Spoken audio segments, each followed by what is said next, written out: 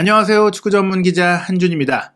오랜만에 기분 좋은 소식 전하게 됐습니다. 2022-2023 시즌 프리미어리그 24라운드 토트넘 허스퍼와 웨스트햄 유나이티드의 경기에서 손흥민 선수가 50여일 만에 리그 득점, 리그 5호 골 터뜨리며 팀의 2대0 승리 이끌었습니다. 이번 승리로 토트넘이 챔피언스리그 진출권인 4위 자리까지 탈환했는데요. 안토니오 콘테 감독이 빠진 효과일까요? 토트넘이 전술적으로 훨씬 좋은 모습 보이면서 또 손흥민 선수 역시 부담 없이 화끈하게 교체 출전 경기였지만 굉장히 많은 공간을 확보하면서 경기할 수 있었습니다. 이번 경기 어떤 점들이 좋았는지 또 손흥민 선수의 득점은 어떻게 나왔는지 장면 중심으로 상세하게 분석해드리겠습니다.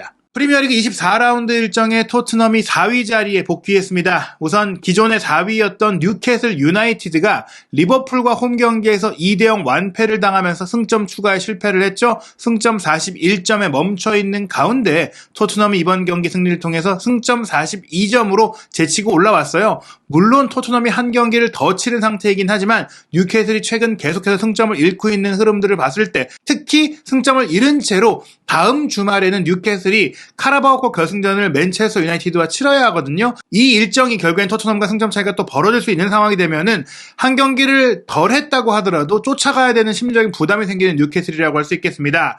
물론 맨체스터 유나이티드는 이번 라운드 레스터시티의 3대0으로 완승을 거두면서 승점 49점으로 토트넘과의 승점 차이를 좀 더 벌리게 됐어요. 그렇다고 하더라도 충분히 토트넘이 4위권을 유지할 수 있는 그런 타이밍을 맞았다 이렇게 볼 수가 있겠습니다. 이번 경기 손흥민 선수가 리그 5호 골을 터뜨렸고 특히 이 골을 케인 선수가 어시스트하면서 프리미어리그 공식 홈페이지, 공식 채널 역시 다이나믹 듀오의 링크업이 다시 한번 이뤄졌다고 했어요. 손케 듀오가 이미 프리미어리그 통산 듀오 합작골 최고 기록을 갖고 있고 그 기록을 계속해서 경신해 나가고 있는데요. 이번 골은 45호 합작골이었습니다. 이날 선발 명단에 손흥민 선수가 없었죠. 경기 전에 크리스티안 스텔리니 코치가 기자회견에서 중요한 선수라도 휴식을 줄 필요가 있다라고 얘기를 했는데 손흥민 선수와 페리시 선수 올 시즌 거의 닥주전으로 뛰던 이 두 선수가 나란히 벤치로 내려왔어요. 전술적인 부분도 있겠지만 아무래도 체력적으로 또 팀적으로 리프레시가 필요한 상황이었고 부상에서 돌아온 브라질 대표 공격수 히샬리송에게도 기회를 줘야 하는 상황이기도 했는데요.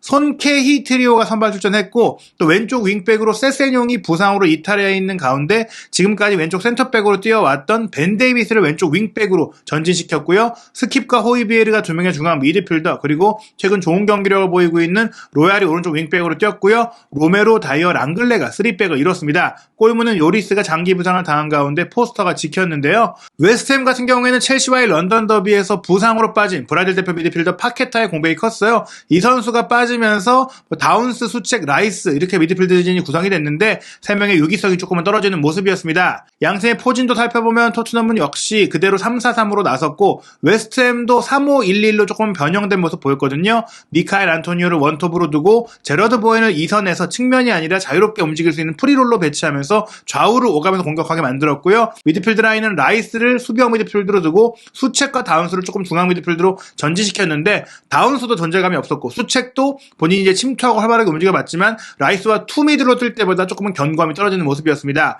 좌우 윙백 초우팔과 에메르송 팔미엘이었고 3백은 아게르드, 오구본나, 케러, 골문 파비안스키가 지켰는데요. 말씀드린 대로 이번 경기 손흥민 선수가 벤치에서 경기를 시작했어요. 스텔리니 코치가 이제 지휘를 했고 콘테 감독은 이탈리아에서 안정을 취하고 있는 상황입니다.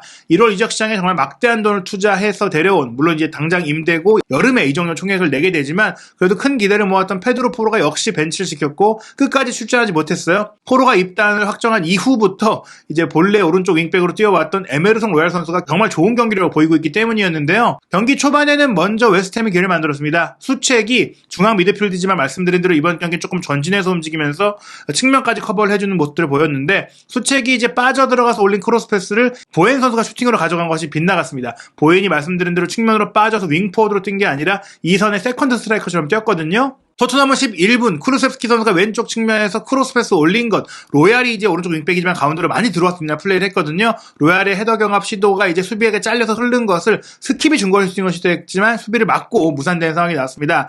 양팀 모두 팽팽하게 1진 1퇴의 공방전을 초반에 보이는 것 같았는데요. 12분에는 히샬리송 선수가 시도한 캐로의 손에 맞으면서 VAR 체크가 이루어졌는데 이 캐로의 핸드볼이 사실은 조금 무게중심을 잃고 무너지는 과정 속에서 어쩔 수 없이 손에 닿은 것이다. 이렇게 결론이 나오면서 페널티킥이 선언되지는 않았습니다. 17분에도 먼저 웨스트햄이 골에 근접한 기회를 만들었는데요. 보엔 선수의 스루 패스를 수책이 문전 중앙까지 침투하면서 슈팅 가져가 보려고 했는데 토트넘 수비가 따라 붙어주면서 좀 제어를 해주면서 슈팅까지 가져가지 못했어요. 초반엔 조금 더 웨스트햄이 날카로운 기회를 만드는 것 같았고 그러다 보니까 22분에는 현지 중계 카메라에서 또 한 번 손흥민 선수를 잡아줬습니다. 손흥민 선수가 빠지면서 히샬리송이 나왔는데 생각보다 공격력이라든지 영향력을 보이지 못했고 특히 온더볼 상황에서 이 선수의 플레이가 좋지 않다 보니까 좀 공격 전개가 답답한 모습들이 있었고 공 없이 뛰어다니기만 하는 그런 상황이 연출이 됐거든요. 그런 가운데 36분 로얄 선수가 이날 경기 미드필드 쪽으로 들어와주고 공격적으로 전진해주면서 토트넘의 공격 전개 플레이의 중심 역할들을 많이 해줬어요. 실제로 36분에도 로얄이 내준 공을 호이비에르가 중거리 슈팅으로 가져갔는데 빌드업 과정에서 로얄의 위치 선정이 굉장히 좋았습니다. 40분에는 또 한 번 수책 선수가 공격으로 깊숙하게 침투했는데 이 수책을 막기 위해서 이 로메로 선수가 본인의 영역인 오른쪽을 넘나드는 왼쪽까지 커버하는 그런 모습들을 많이 보였는데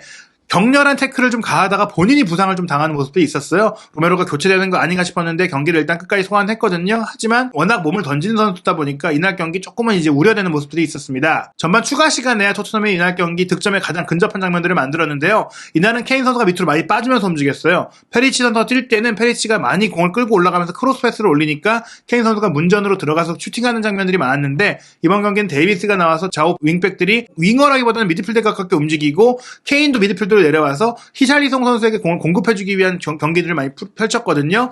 케인이 뒤로 내려와서 로빙 스루 패스를 보낸 것, 히샬리송이 배우로 빠져들어가서 공을 확보했을 때 조금은 타이밍이 늦으면서 각도가 부족했거든요. 슈팅까지 가져갔지만 파비안스키에게 걸렸고요. 또 이어진 코너킥 공격에서는 로메로가 헤더 슈팅을 가져갔지만 아슬아슬하게 크로스바를 넘기고 말았습니다. 전반전 슈팅 기록 살펴보면 7대2로 토트넘이 앞섰어요. 웨스트햄이 위협적인 장면들을 연출하긴 했지만 결국 마무리를 가져가지 못했습니다. 미카엘 안토니오의 폼이 확실히 떨어진 모습이었고요. 토트넘이 62%의 볼 주업률에 슈팅 7회, 유효 슈팅 2회, 패스 성공률도 83%로 굉장히 앞선 우세한 경기를 펼쳤는데요. 손흥민 선수 대신 선발 출전했던 히샬리송 선수의 이 활약은 미진했다고 할 수 있겠습니다. 전반전 뛴 선수들 중에서는 전반전 평점 5.9점으로 가장 낮은 점수였고요. 말씀드린 전반 후반전에 첫 슈팅이 나올 정도로 공격적으로 인상적인 플레이를 보이지 못했어요. 개인 기록을 살펴보더라도 슈팅 한 번이 골대 안으로 가서 100%의 기록을 하긴 했지만 슈팅이 한 번밖에 없었다는 것, 그리고 드리블 돌파 시도도 한 번이었는데 성공하지 못했고 무엇보다 이 선수가 경합에 능한 선수인데 5번의 지상 볼 경합 중에 한 번밖에 승리하지 못할 정도로 조금 미진한 모습, 공중볼 경합도 3번 했는데 모두 패배하는 모습 등 공격 지역에서 파괴력을 보이지 못했습니다. 후반전에도 교체 없이 경기가 진행이 됐는데요. 그래도 후반전에는 득점에 근접한 기회를 토트넘이 좀 더 많이 만들어내면서 경기력이 점점 살아나는 모습 보였어요. 48분에 쿨루셉스키가 전방 압박을 강하게 하면서 공을 이제 케인 선수가 뺏어냈고 케인 선수가 뺏은 공을 다시 쿨루셉스키에게 찔러주면서 공격이 전개됐는데 쿨루셉스키 선수가 최근에 좀 몸 상태가 안 좋잖아요. 힘도 좀 떨어지고 속도도 떨어지고 컨트롤도 떨어지는 모습이었는데 그래도 공을 확보하면서 히샬리송에게 공을 내줬지만 히샬리송의 슈팅이 골키퍼 정면으로 향하면서 좋았던 공격 작업이 무산이 됐습니다. 조금 더 쿨루셉스키가 빨랐다면, 조금 더 터치가 좋았다면 바로 슈팅으로 가져가거나 더 빠른 타이밍에 케인에게 컷백을 내줄 수 있었을 텐데 쿨루셉스키의 플레이가 조금은 부족했다 이렇게 볼 수가 있겠고요. 49분에도 그래도 쿨루셉스키가 열심히 압박을 하면서 공을 빼앗아냈고 이어서 내준 패스가 굴절이 되면서 오히려 케인에게 흘러가는 좋은 기회가 됐지만 이번에는 케인 선수의 슈팅이 좀 허무하게 빗나가면서 토트넘이 후반 초반에 우다다 밀어붙이면서 기회를 만들었지만 골이 되지는 못했어요. 53분에는 히샬리송 선수가 오른쪽으로 크게 전환하는 패스, 쿠루세스키가 크로스 패스로 연결한 것이 케인에게 이어졌지만 크로스가 높았습니다. 사실은 평소에 쿠루세스키라면 정밀하게 딱 머리에 얹어주는 크로스를 올렸을 텐데 힘이 많이 들어갔다. 결국엔 쿠루세스키의 개인적인 몸 상태가 좀 안 좋다는 것을 느낄 수 있는 또 한 번의 장면이었습니다. 이 정도 공격 기회가 있었다면 한 골 정도는 나왔어야 한다고 볼 수 있겠는데요. 결국엔 마무리 작업, 파이널 서드 지역에서 세밀함이 부족하다 보니까 손흥민 선수의 출전 명령이 내려진 것 같아요. 손흥민 선수가 격렬하게 몸을 푸는 모습이 보여졌는데요.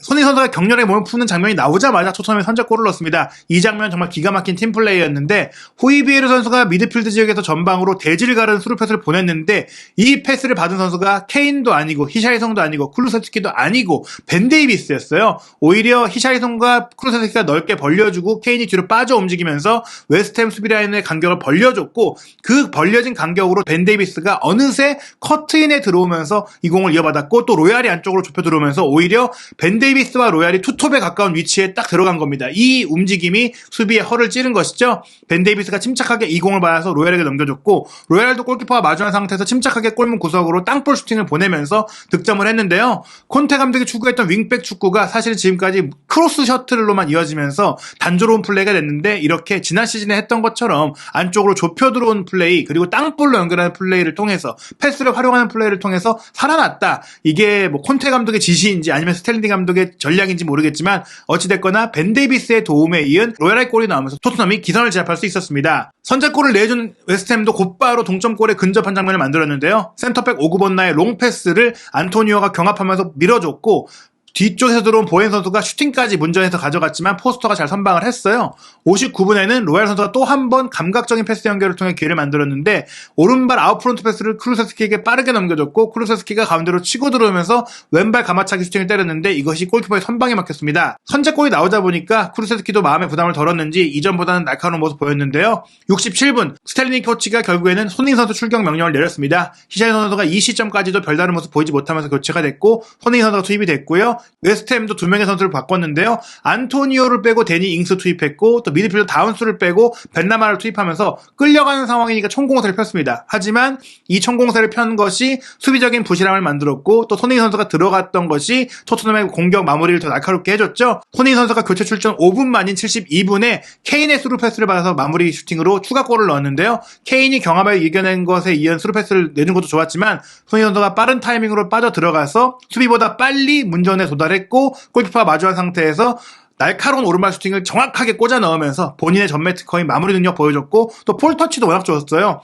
수비가 쫓아오고 있었지만 공이 앞으로 전진할 수 있도록 템포를 죽이지 않으면서 오른발 아웃프론트로 탁 쳐넣고 마무리를 때렸기 때문에 타이밍이 정말 좋았다라고 볼 수 있는 정말 멋진 골이었습니다. 이 골로 토트넘이 승기를 완전히 잡았고, 78분에 스텔리니 코치는 그럼에도 불구하고 공격적인 교체를 합니다. 굳히기가 아니라 랑글레를 빼고 페리시치를 투입하면서 벤 데이비스를 이제 왼쪽 센터백으로 내리는, 어떻게 보면 좀 더 공격적으로 경기를 풀어갈 수 있는 추가골을 노리는 교체를 했거든요. 다만 페리시치가 들어오다 보니까 조금 측면 수비가 허술해진 모습은 있었어요. 79분에 보엔 선수가 페리시치와의 1대1을 완전히 이겨내면서 문전으로 파고 들어왔고, 컷백 내준 것, 벤나마가 슈팅한 것이 빗나갔거든요. 사실 슈팅이 골대 안으로만 들어갔다면 추격골을 내줄 수도 있는 상황이기도 했습니다. 좋은 공격 장면이 나왔기 때문에 웨스트햄은 계속해서 공격적인 교체를 했는데요. 81분에 에메르송 팔미에리와 오구본나를 빼고 포르날스와 벤 존슨을 투입했어요. 이 역시 공격적인 교체거든요. 윙백과 센터백을 빼고 윙어와 윙백을 투입했기 때문에 그야말로 총공세를 펼친 것인데, 그러다 보니까 뒷공간이 많이 생겼죠. 84분에